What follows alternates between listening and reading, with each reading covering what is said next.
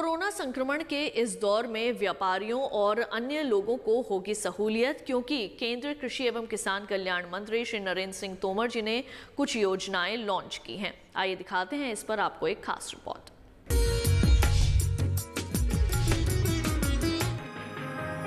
विश्वव्यापी corona virus के संक्रमण के दौर में देश में खेती किसानी से जुड़े तमाम लोगों को हर संभव मदद और राहत देने के लिए प्रधानमंत्री श्री नरेंद्र मोदी के मार्गदर्शन में केंद्र सरकार निरंतर काम कर रही है। इसी तारतम्य में केंद्रीय कृषि एवं किसान कल्याण, ग्रामीण विकास तथा पंचायती राज मंत्री श्री नरेंद्र सिंह तोमर ने शुक्रवार को कृषि उत्पादों के परिवहन में सुगमता लाने के उद्देश्य से किसान रथ मोबाइल ऐप लॉन्च किया। वीडियो कॉन्फ्रेंसिंग के माध्यम से विभिन्न राज्यों में मंडियों से जुड़े व अन्य जनप्रतिनिधियों तथा अधिकारियों को संबोधित करते हुए श्री तोमर ने कहा कि हम सब कोरोना वायरस संकट के दौर से गुजर रहे हैं और इसीलिए जब से लॉकडाउन की स्थिति हुई है, सामान्य चलने वाला कामकाज प्रभावित हुआ है। कृषि का क्षेत्र हमारे देश के लिए महत्वपूर्ण है। अर्थव्यवस्था की दृष्टि से भी इस क्षेत्र का बड़ा महत्व है। मौजूदा संकट के दौर में ही कृषि का काम भी बहुत तेजी के साथ करने की आवश्यकता है। इसे देखते हुए केंद्र सरकार ने कृषि के काम में रुकावट ना हो, कामकाज प्रभावित ना हो, किसानों को परेशानी ना हो, इसीलिए अनेक छूटें प्रारंभ से ही इस क्षेत्र के लिए दी हैं। खेती किसानी का काम इन दिनों जोरों पर है व अनेक राज्यों में उपार्जन का काम भी प्रारंभ हो गया है। सारी रियायतों के बाद भी कृषि उत्पादों के परिवहन में कुछ दिक्कतें थी, क्योंकि लॉकडाउन से पहले परिवहन से जुड़े सभी लोग एक साथ थे, लेकिन ये लागू होने से वो कहीं अलग अलग चले गए हैं, जिससे ये परेशानी आई है कि अब सबकी उपलब्धता कैसे होगी। इस दृष्टि से कृषि मंत्रालय लगातार प्रयत्न कर रहा था कि इस कठिनाई को कैसे हल किया जाए और अब कई दिनों की तैयारी के बाद किसान रथ मोबाइल ऐप लॉन्च किया गया है। श्री तोमर ने कहा कि ये मोबाइल ऐप निश्चित रूप से पूरे देश में कृषि उत्पादों के सुचारू परिवहन की दिशा में मील का पत्थर साबित होगा।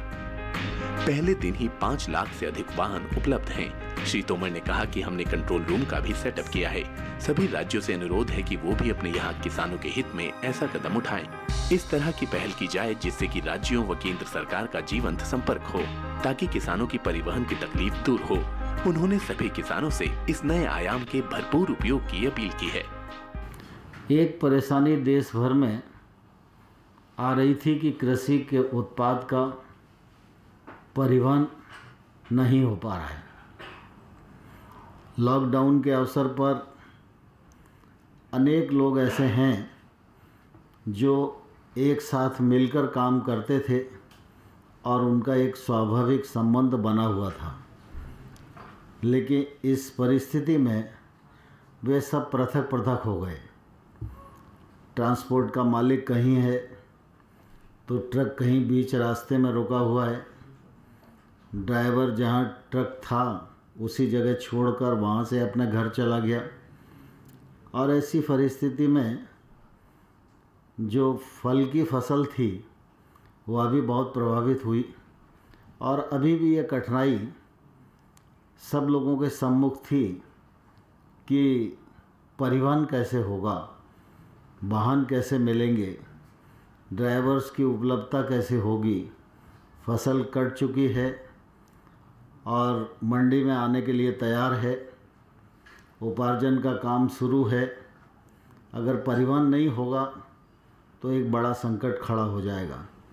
इस दृष्टि से कृषि मंत्रालय माननीय प्रधानमंत्री जी के निर्देशन में लगातार विचार कर रहा था और मुझे बहुत प्रसन्नता है।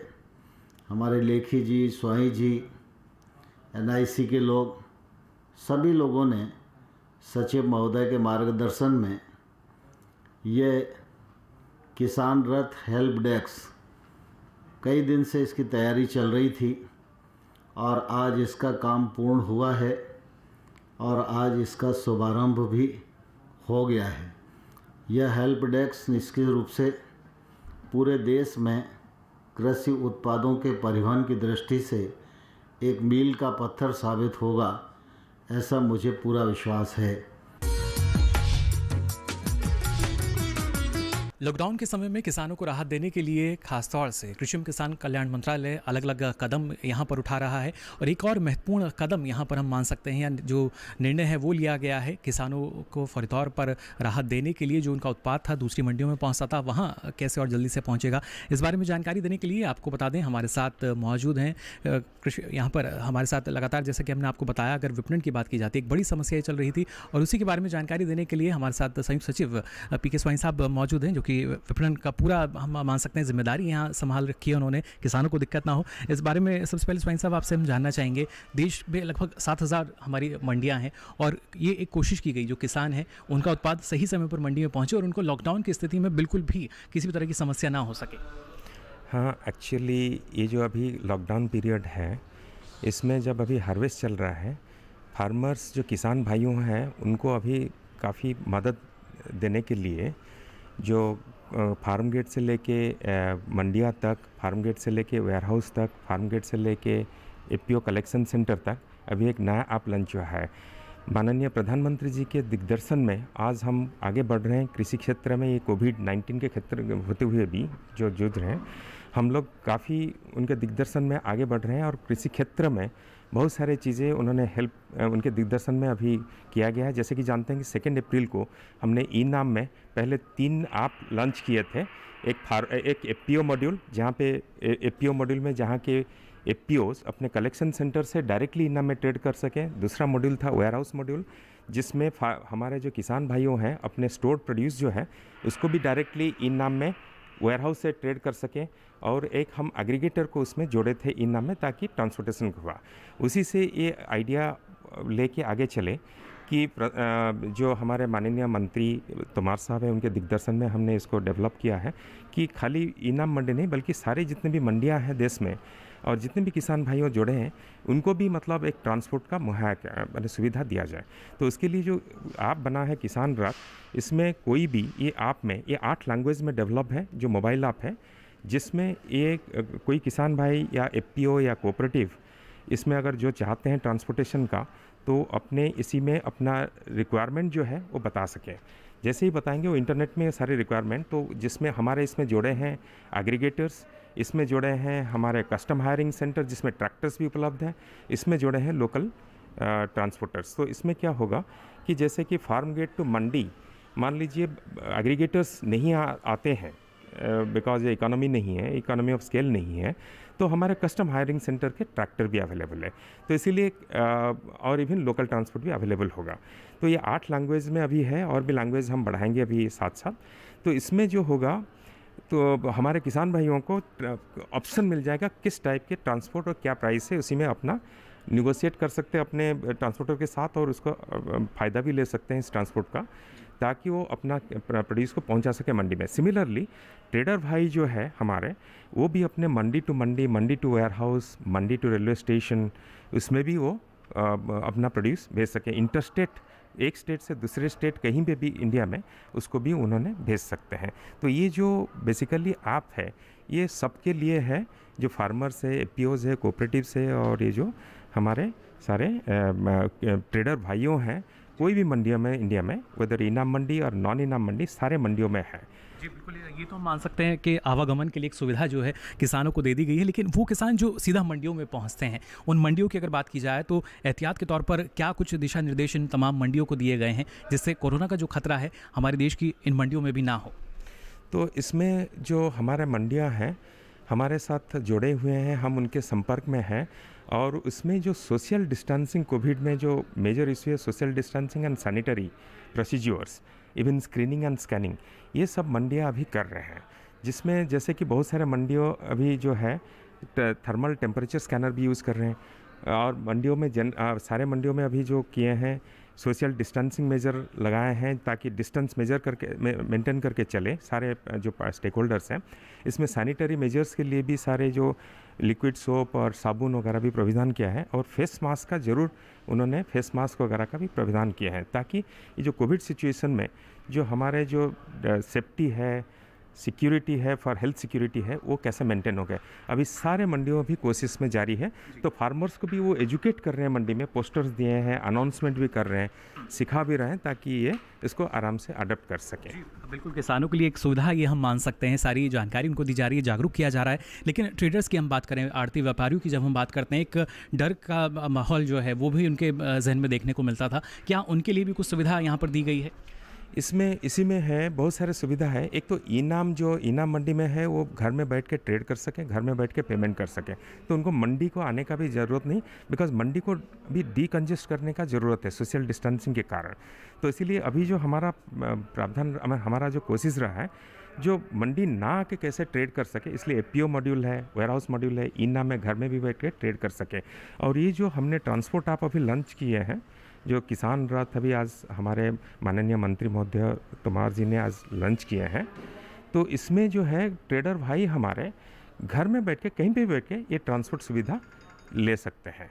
तो इसीलिए उनको मंडी में भी आने का ज़रूरत नहीं, पहले जो मंडी में आते थे वो आने का ज़रूरत नहीं, तो इसलिए अब उनको मन में भी कोई डर का ज़रूरत नहीं, मंडी ना आके भी कैसे ट्रेड कर सके, इसका एक सुविधा हम दे दिए। यानी इसको एक सेतु की तरह हम मान सकते हैं। और एक ऐप हम पहले से ही देख रहे हैं, आरोग्य सेतु, जिसको हम सभी जान रहे हैं इस ऐप को, तो एक सेतु की तरह हम मान सकते हैं जो पूरी ऐप है काम करेगी किसानों के लिए, व्यापारियों के लिए, और जो ये सुविधाएं देना चाह रहे हैं उन सभी के लिए।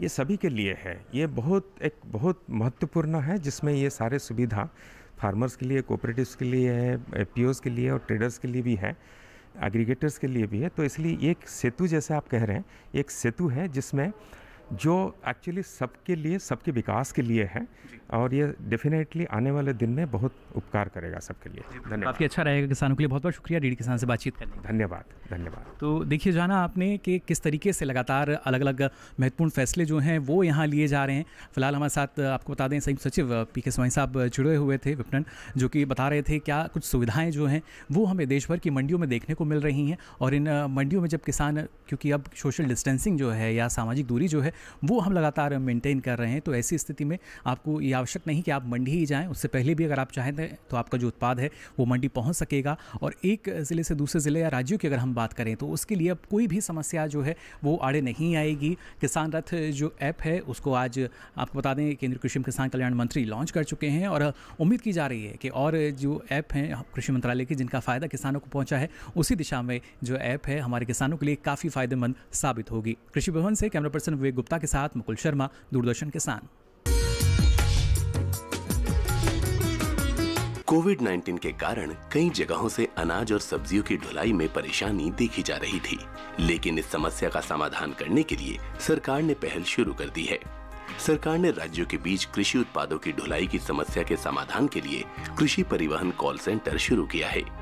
कोविड-19 के खतरे को देखते हुए जारी लॉकडाउन की मौजूदा परिस्थिति के दौरान खराब होने वाले उत्पादों को एक राज्य से दूसरे राज्य में भेजने के लिए केंद्रीय कृषि एवं किसान कल्याण मंत्री श्री नरेंद्र सिंह तोमर ने अखिल भारतीय कृषि परिवहन कॉल सेंटर लॉन्च किया है।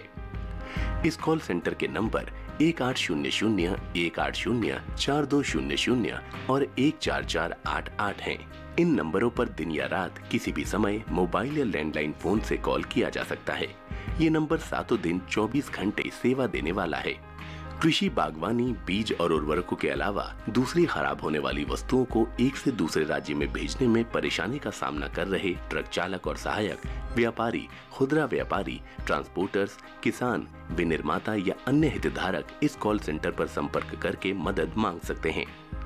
कॉल सेंटर एग्जीक्यूटिव्स राज्य सरकार के अधिकारियों को मसलों को सुलझाने में मदद करने के साथ साथ वाहनों और खेत के विवरण भी उपलब्ध कराएंगे। कॉल सेंटर एग्जीक्यूटिव्स हर तरह की समस्या के निपटान के रिकॉर्ड को बरकरार रखेंगे और उसे सत्यापित करेंगे। ये कॉल सेंटर लॉकडाउन की अवधि के दौरान फील्ड स्तर पर किसानों और खेतीबाड़ी की गतिविधियों को सुगम बनाने के लिए किए गए तमाम उपायों में से एक है।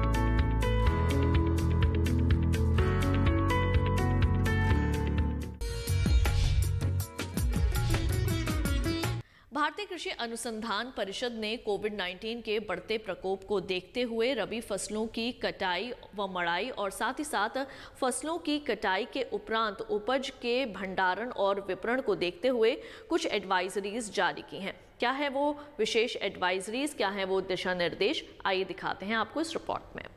मैं अमित महिला, तहसील लोहारू, जिला भिवानी, हरियाणा का स्थायी निवासी हूँ। किसान साथियों, जैसे विदित है कि गेहूं की कटाई शुरू हो चुकी है। हमारे यहाँ भी गेहूं की कटाई स्टार्ट हो चुकी है और आज जो हमारे देश में इतनी भयंकर बीमारी जो कोरोना फैली हुई है, इसके बचाव के लिए किसान साथियों, जैसा कि माननीय प्रधानमंत्री जी ने बताया है कि सोशल डिस्टेंस होना ज़रूरी है। सोशल डिस्टेंस का मतलब कि आप एक से दूसरे के बीच में 1 मीटर की दूरी कम से कम होनी चाहिए।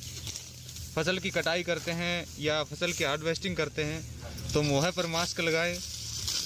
हाथों में अगर ग्लव्स पहने जाएं तो पहने, नहीं भी पहने जाएं तो जो ये दराती आप देख रहे हैं, इस दराती को यूज़ करने से पहले सैनिटाइज करें। सैनिटाइज दराती को करने के बाद अपने हाथ को साबुन और पानी से अच्छी तरह धोएं।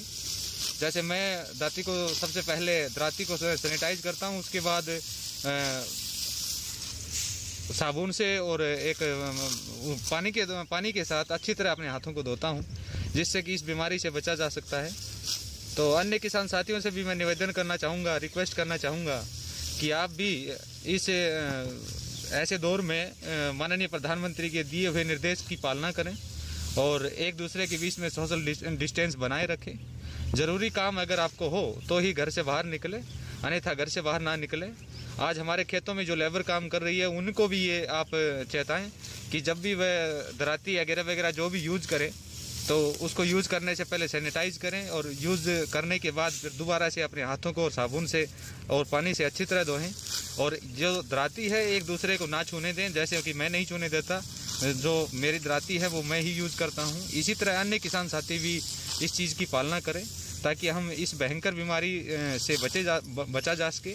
और इसका एक ही इलाज है, वो है सोशल डिस्टेंस, उसे हमें रखना है।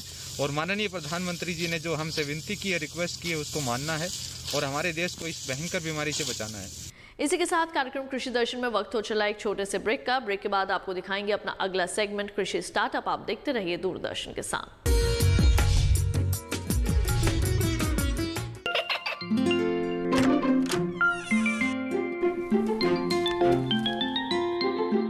ये क्या हो रहा है? काशवी, इतने कम मार्क्स? काशू, बेटा पढ़ा करो। पढ़ोगी नहीं तो आगे कैसे बढ़ोगी? मम्मा, मैं भी तो आपसे यही कहना चाहती हूँ, पढ़ा करो। आप पढ़ोगे नहीं तो आगे कैसे बढ़ोगे? मतलब? वो देखो। सिर्फ बैक पर छपा ऑर्गेनिक नहीं, ऑर्गेनिक का निशान पहचानिए। पीजीएस ऑर्गेनिक का ये लोगो उन किसानों की पहचान है जो आज भी परंपरागत विधि से रसायन मुक्त खेती कर आपके लिए शुद्ध फसल उपजा रहे हैं। अब समझे मम्मा, अगर मैं प्योर ऑर्गेनिक फूड नहीं खाऊंगी तो अच्छे मार्क्स कहाँ से लाऊंगी? अच्छा बच्चों, जैविक खेती की इस मुहिम को आगे बढ़ाइए, शुद्ध ऑर्गेनिक अपनाइए।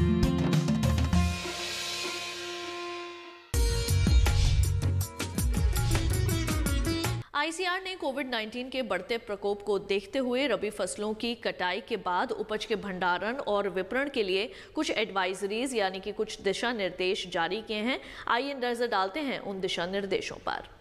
कृषि कार्यों के दौरान जरूरी सावधानियों के बारे में भारतीय कृषि अनुसंधान परिषद ने एडवाइजरी जारी की है।